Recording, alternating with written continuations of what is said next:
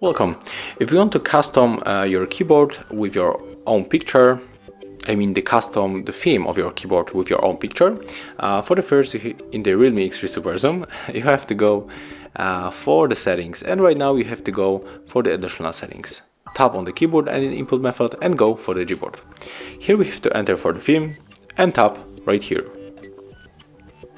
And from the pictures you have to select your favorite. I'm going for the picture of Cristiano Ronaldo. Here we have to scale the picture, so click next.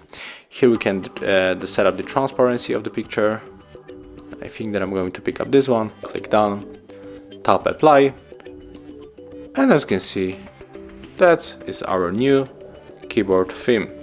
Thank you guys for watching, leave thumbs ups, comments and subscribe to our channel.